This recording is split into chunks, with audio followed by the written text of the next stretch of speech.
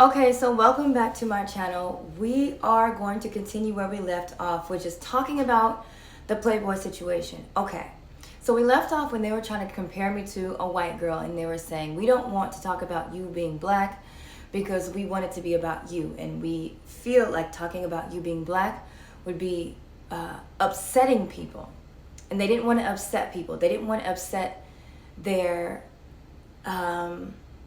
audience by saying I'm the third black playmate of the year.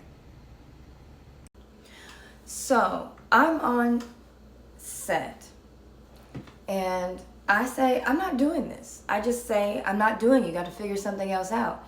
So what they did was they scrapped the wardrobe, because the wardrobe was like baseball shirts, white baseball shorts with yellow sleeves and like star brimmed glasses and stuff that I just really wouldn't wear, things that didn't represent me. And I said, you have to make this an elegant shoot. You have to do something. I'm not doing this. So basically it was, and this is so stupid.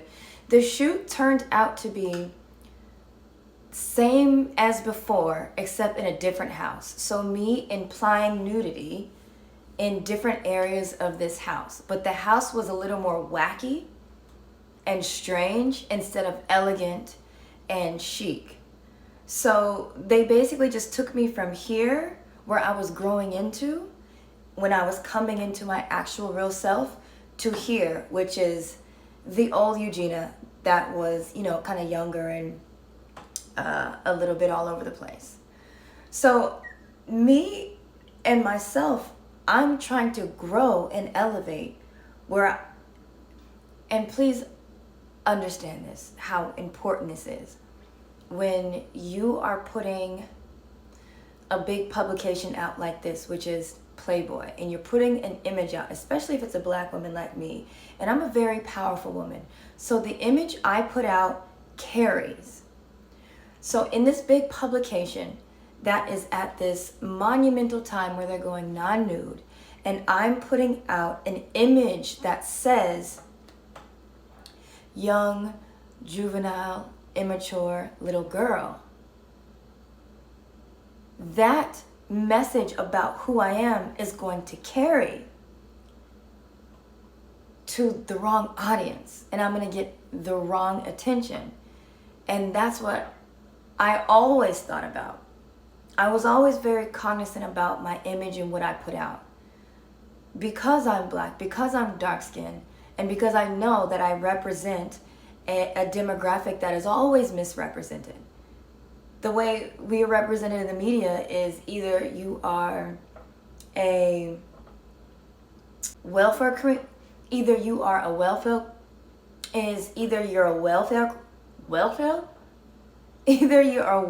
queen, or you're a ghetto girl, or you're a maid. And we were coming into this era of black girl magic. And I wanted to make sure that since I was going to be at the beginning of that era, I wanted to put out elevation, sophistication, beauty, glamour, chicness. That's the image I wanted to put out, because that's where I was going with my image. And that was considered growth for me. I was 32 at the time. So that was considered my personal growth. And I desperately wanted to grow into who I've always seen myself to be. So I just had so many issues with that. Like it was like my dream come true was backfiring on me, and I had no control over it or my image or how it was going to affect me later. But anyways, I went on with the shoot and I did it as well as I could. But like I said, we were in this house and the house was pretty wacky. So there's only so much glamour and elevation that you can contribute to a wacky space, a wacky 70s space. But I did the best I could. And the pictures turned out okay. They just weren't amazing. They just were not amazing. They just weren't amazing. But I did it and I went home. Side note, let me tell you, it's important for me to tell you what I was living in during this time. I had the most horrible roommate you can ever ask for, you can possibly have when you're trying to grow into who you are. She was toxic. She was manipulative. Fuck, I can't talk. She was toxic. She was manipulative. She was very, very angry and upset. She had a sugar daddy at the time, and he was just treating her like shit. Oh my gosh. Next episode will be just about that. Next episode, you guys, I lived in a brothel. Next episode will be about that. Yeah. No, I'm not going to talk about that right now then. I'll just stick to the Playboy thing. And then the next video will be about the brothel I lived in. Yes. So time went by. I think they had about 2 weeks to edit the shoot and put it in the magazine and put the magazine together. So I remember they called me into the office to present to me the magazine and show me my cover. They called me into the office. My sister was there with me too. I used to take my little sister everywhere. They called me into the office and they were like, Eugenia, the cover is so amazing. The cover is beautiful. We really outdid ourselves. You're going to be so happy. You're going to be so happy. I'm like, okay. So I get in the office and they show me the cover of the magazine. And it was just this. This is completely underwhelming. This is not even beautiful. It's not elevated. It's chic. It gives very much, it made me so fucking mad. It gives very much young girl next door. And I guess if that's what it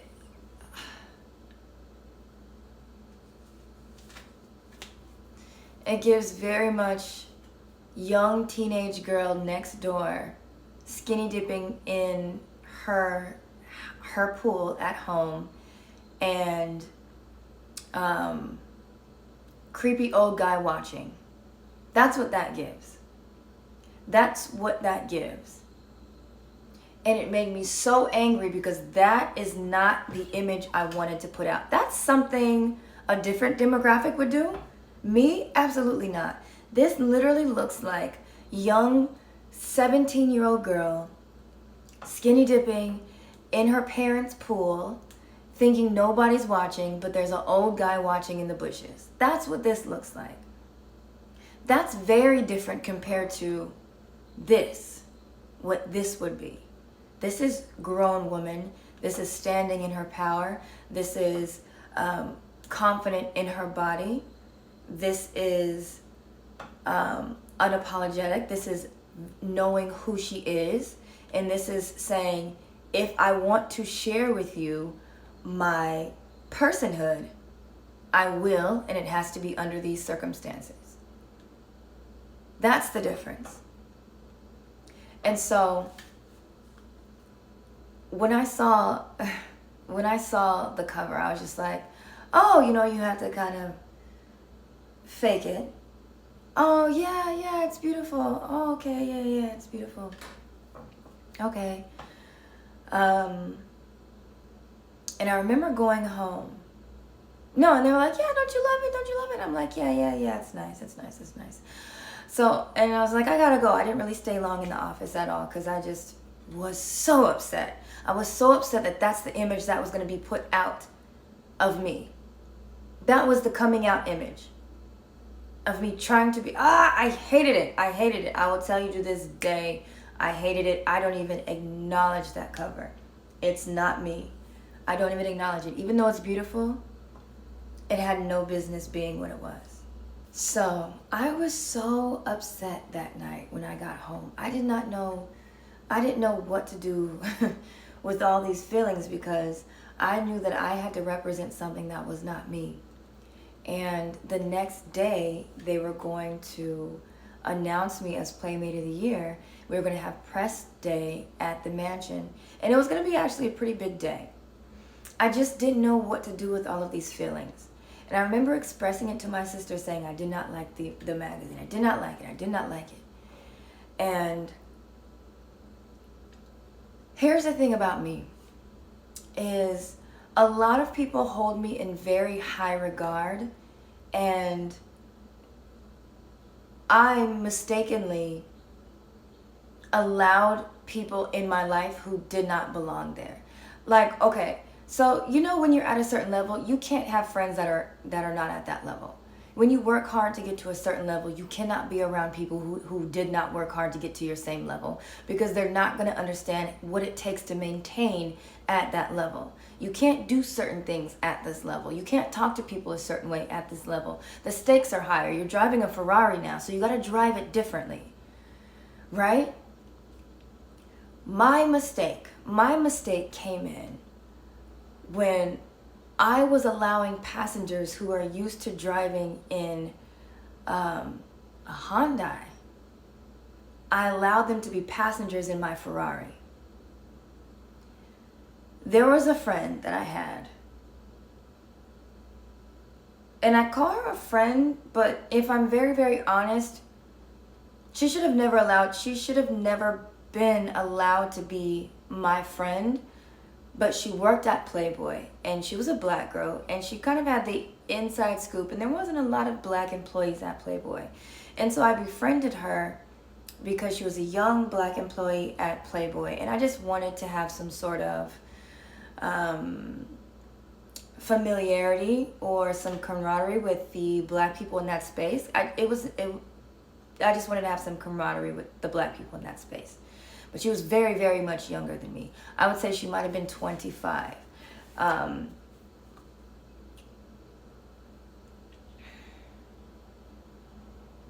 I brought her close to me because she was cool to hang out with. You know, there's certain people that are cool to hang out with. But she was not a person that I should have taken advice from. Ever in life. This person drove a Hyundai while I'm over here driving a Ferrari. So this is my error. This is my error. I didn't know what to do with these feelings. And I didn't intend to really do anything with them because I've had a lot of shoots that I didn't like. You know, that's just part of that's part of the trade. You do a shoot, you might not like it, you just end up not posting it, you don't acknowledge it, and you keep on moving with your life. You act like it doesn't happen. So I was used to that. But I was a little bit more upset because I did have to post it, I did have to talk about it, and I wanted it to be something I was proud of, but I wasn't proud of it. So I just didn't know what to do about that. So I called her, this friend that worked at Playboy, this younger girl. I called her that night and I told her how I felt. I told her I did not like the magazine. I did not like the shoot. I didn't like it how it came out. And I told her it misrepresented who I was. My intention of telling her that was to just speak to someone at Playboy about it. Just to let off steam and let someone know at the headquarters that I thought I can trust that I did not like the shoot. A lot of times when I speak and I express my feelings, it's just me wanting to express my feelings. I don't necessarily need a solution at all. I'll figure the solution out. I just have to clear out these feelings and these emotions. Once I clear out the emotions, I will get the idea of what to do. I will get the directions, right? I gotta get the emotions out. That's all it is. So, excuse me. I remember calling her and expressing to her how I felt about the magazine. And she worked there in HR. And I remember her saying, well, you should tell them about it. And I said, tell them about it. And she said, yeah, if I were you, I would tell them. I would tell them. Because, you know, they're going to be posting the magazine. And they should know that you don't like it. You should really tell them about it. Yes, I would tell the producer. I would tell the director. I would tell the manager over the Playmates. She said, I would CC all of them and tell them because they need to know. Because if they don't know right now, how are they they're going to do the same thing later on. So you should tell them. And I said, I don't think I should tell them right now. I don't even think I should tell them. She's like, yes, you should. You should tell them. They need to know because they need to make sure that they don't do it again. They need to be able to fix it. And the only way they're going to fix it is if they get feedback, because a lot of people don't tell them, a lot of people don't tell them when they're upset or when they don't like something. And they keep doing this. So you have to be the one to tell them. Now listen, I am in this state of being upset. And I'm not talking about raging mad, more so disappointed. I'm in this space of being upset and disappointed and a little bit regretful that I didn't stand up for myself when before they even asked me to redo the shoot over again. I was a little bit regretful that I didn't stand up for myself and say I didn't even want to shoot it over in the first place. I would have had a little bit more power back then. So I still had all of these emotions circling. And when you have somebody saying, well, you should tell them because they need to know. They do this to playmates all the time. And someone needs to be the one to let them know that what they're doing is wrong so they don't do it to someone else. That triggered the revolutionary in me. And that took my emotions that played on my emotions, my emotions of being upset about it. Instead of saying, okay, calm down. I know you don't like the images, but that's just one. Nah, that's something someone older and more experienced would say. So she's gassing me up and I'm saying, I don't think I should tell them. She's like, yes, you should. They need to know. No one tells them what they need to hear. And they need to know it.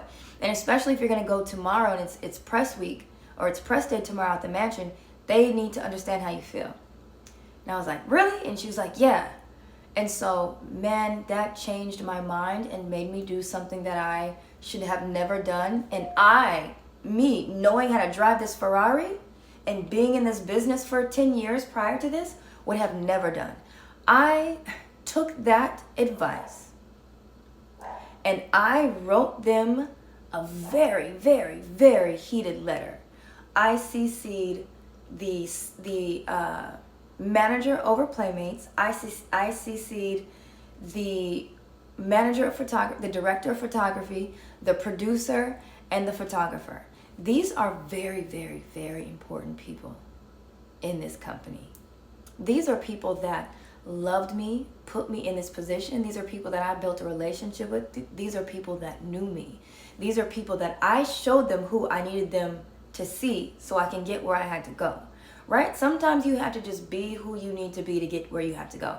I know how to play this game and I know how to play myself. I know how to work myself. And so I created a very, very beautiful relationship with these people. And then the night before press day, I sent them the worst email anyone could have ever sent before the announcement and the press day. My black ass wrote them the nastiest email. All of my feelings and my anger that was just supposed to be reserved for my family and the people close to me, just so I can get it out so I can go do my job the next day, I put it all in that email. I told them that I was disappointed in the shoot. I told them that it was, whoa, what the fuck did I say? I told them I was disappointed in the shoot. I told them that I never wanted to reshoot in the first place. I told them it was defamation of character because I know how close and meticulous I was about my image and what type of image I put out there. And they disgraced my image. Defamation of character? This is the language I was using. Defamation of character. I said I've never been so disrespected in my life. No, bitch. I was saying the dumbest shit. That was so fucking juvenile. That was so amateurish. That was so not me.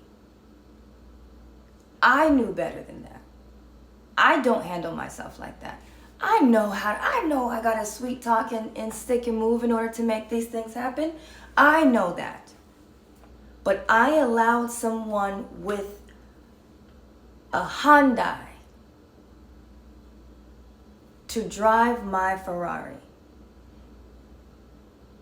And what I mean by that is I showed her the message before I sent it. With all of this boisterous language, I showed her the message. And she goes, yeah, this is exactly what they need to hear. And I said, this isn't too much? And she said, no, they need to hear this. This is perfect. This is exactly what you need to send to the fucking director of photography, to the fucking producer of my shoot, to... And I sent it like a dumbass bitch. Like a dumbass following ass bitch. I sent it. And I got one response probably 10 minutes later, and it was from the director of photography. And she said, Eugenia, we are so disappointed and upset and taken aback by this email. We tried our hardest to give you a great shoot. We worked so hard to do this. We had to pull this together last minute. We tried to make it so, we tried to accommodate you as much as we could. We put so much work into it, and we are so upset that you found this shoot to be horrible. One woman, her name was Rebecca Black. She was the director of the whole shoot. They're like, Rebecca's crying. And we just don't know where to go at this point. Tomorrow is press day, and we are not sure where to go at this point. Guys, I knew I made the biggest mistake right then. Because, sure, this girl worked in HR at Playboy, but she didn't have no motherfucking pool. I couldn't even refer to her and say, well, I spoke to this girl and, she told me to communicate with you in that way. If I would have done that, they'd be like, why the fuck is you talking to this bitch? She is the HR assistant. I tried to clean it up. Because it was not, yes, those were my feelings, but those were not my actions. Do you understand what I'm saying? I would have never done that.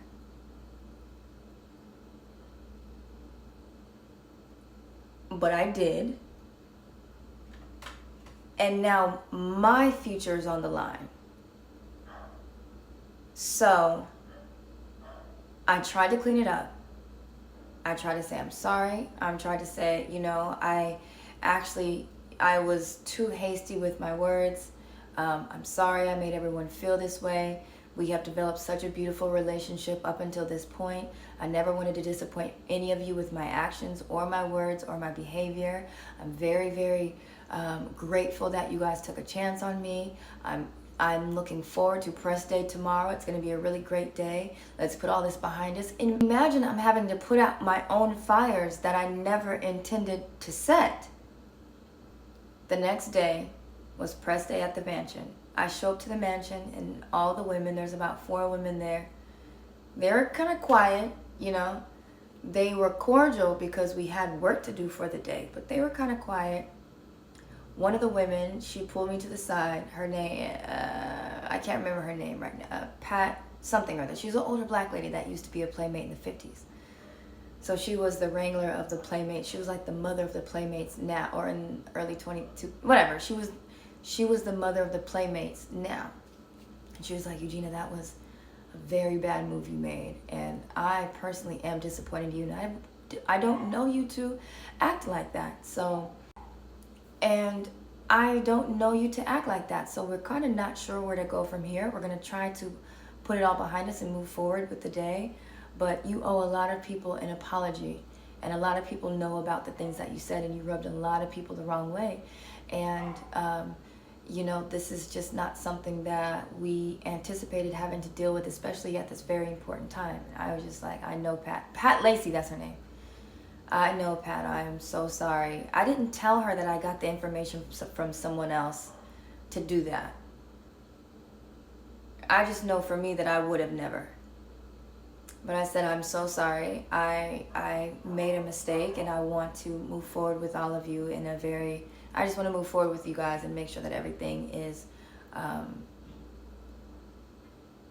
everything's okay moving forward. So she was just like, okay, you know, I can't speak for anybody, but I'm willing to put it behind us.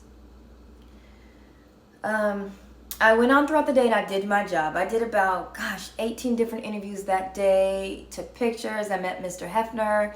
It was great. We had a great day. Everyone put the game face on. After that, I went home and I didn't really hear anything after. Now, as Playmate of the Year, we're supposed to do so much more press. We were supposed to go on the Tonight Show, and one of my big dreams was to go on a late night show. I envisioned myself going on a late night show, a late night talk show since I was a kid. That's what I've always wanted to do. The Playmate of the Year always got to go on the David Letterman show. I didn't get a chance to do that. They basically told me that there's not a lot of people who wanted to talk to me. They had no press lined up. They kind of were just like, you know, a couple of radio shows want to talk to you, but that's pretty much it.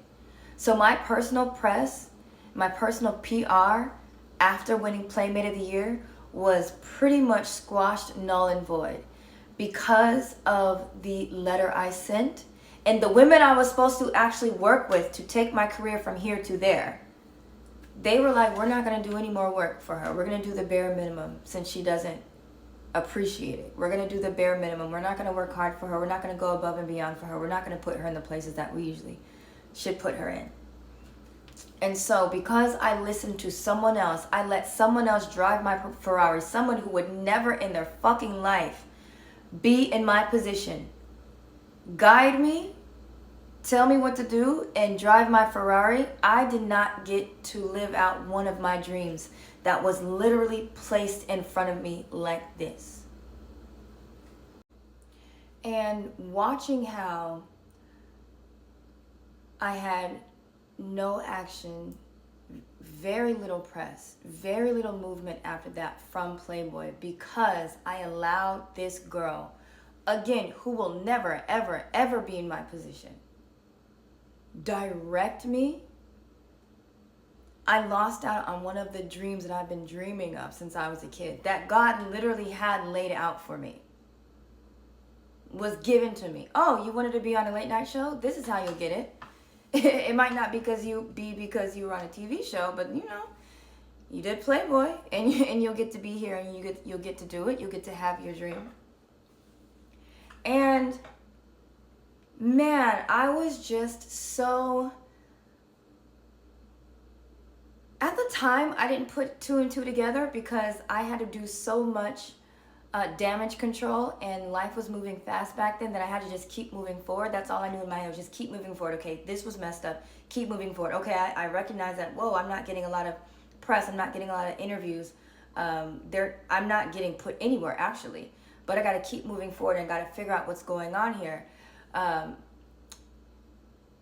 I didn't get a chance to like stop and deal with any of this. I was trying to make it happen for myself then if they weren't going to make it happen. And I remember having brunch with that girl afterward. Ugh, this makes me so mad. I remember having brunch with that girl afterward, and I was still, I did not have a chance to put all of this together. It's all happening at the same time. And she was like, well, yeah, the reason why you're not getting a lot of action is because, you know, I heard them saying, yeah, we used to like you, Gina, but when you figure out who the real her is, you're not going to like her, and I'm going to make sure she doesn't go anywhere. Now, this is word on the street now in the office. And that's fucked up because I did so much to build up my reputation on purpose, intentionally. That's, I know how to maneuver in spaces, especially spaces that I put myself in, and I know I'm supposed to be there, and I have a goal. I know how to maneuver.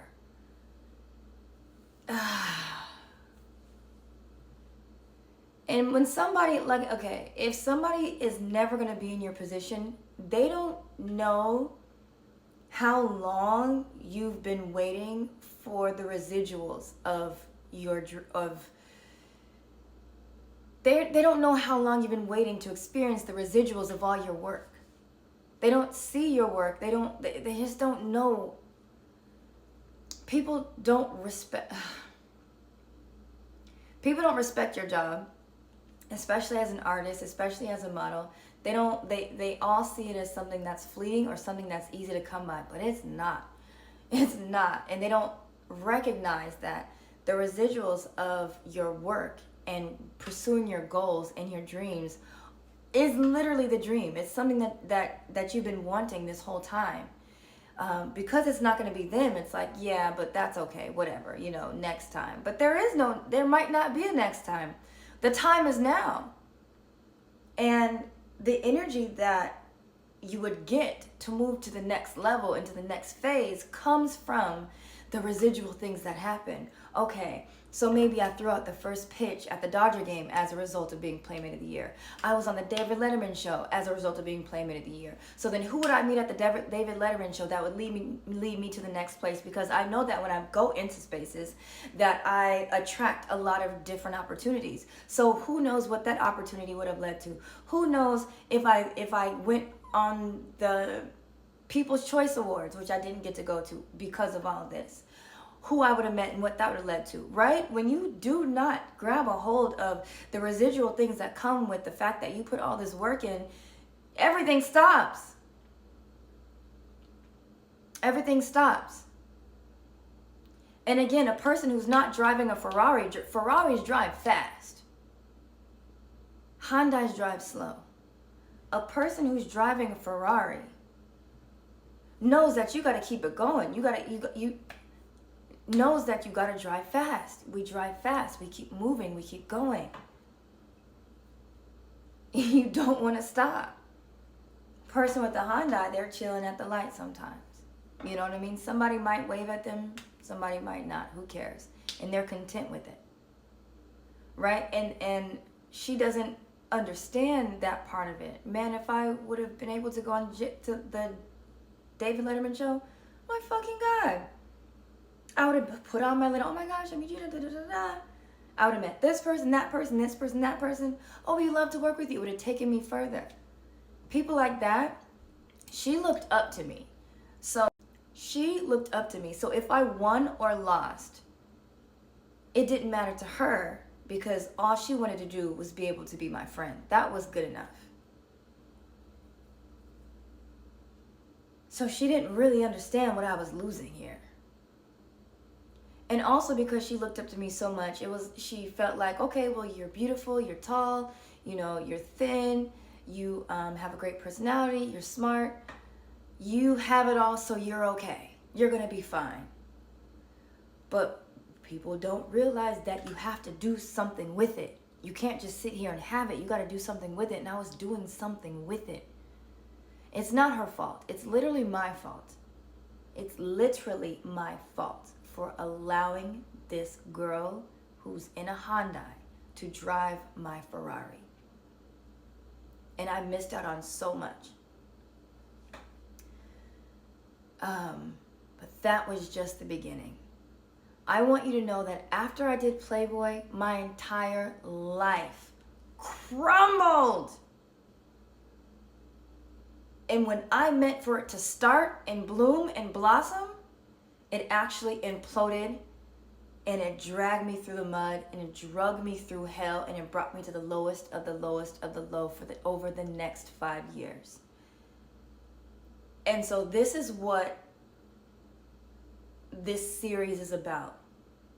That low moment of being in hell after having experienced the highest moment in my career where I thought, I intended to blow up and go into the stratosphere.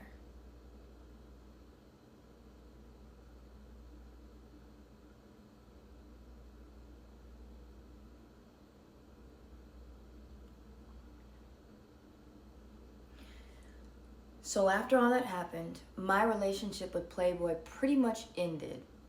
I was Playmate of the Year, and I had to go to, like, the little events and stuff, but we were never the same.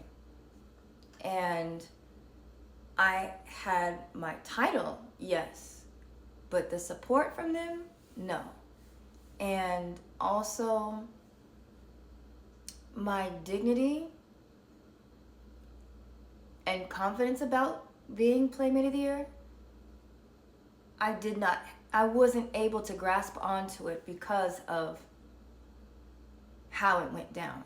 But I want you to know that even though this particular thing happened with Playboy, where I didn't get to experience the full extent of my manifestation and what I had planned dealing with that company and having that experience, there were still good things happening around me. I was still elevating, I was still leveling up, and I was forming into the adult, into the woman that I've always wanted to be outside of that. But what was going on around me, I was unaware of. And there's nothing you could have told me to prepare me for not just my change. My change was fine. I know how to handle my change because I was looking forward to my change and my growth. Nothing can prepare me for the change that was happening to the people around me as a result of my level up. That's when I realized that almost everybody I knew in my life hated me, were envious of me, and were basically just trying to be my friend in case something happened, in case I got successful, in case something popped off. In which something did pop off, and I became Playmate of the Year. But then now all of a sudden I realized that each one of my friends actually hated me. Thank you so much for tuning into this episode. I can't wait to see you in the next episode. Like, share, follow, comment.